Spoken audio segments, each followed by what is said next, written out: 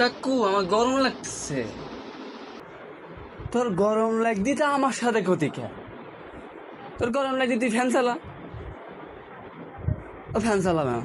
এই যে বাবা আসি কবে কি গরম লাগদি পাগল খানে খেয়ে গরম লাগছে তুই ফ্যান চালা। এখন সন্ধ্যাবেলা ওরা আমি কইছি দুপুরবেলা গোসল করতে, ও গোসল করবে না।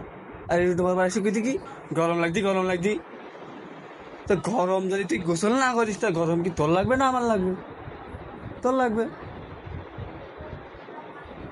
এসে কবেন গরম লাগদি কোনো কাজ আছে? গরম লাগদি গোসল না করে বসি যাই। সন্ধ্যা হয়ে গেছে এখন গোসল করার নামে কোনো খোঁজ নেই। আর কেমন গরম লাগদি শৈলী কনকের গরম লাগছে তুই ফ্যান না চালায় বসে রয়েছি।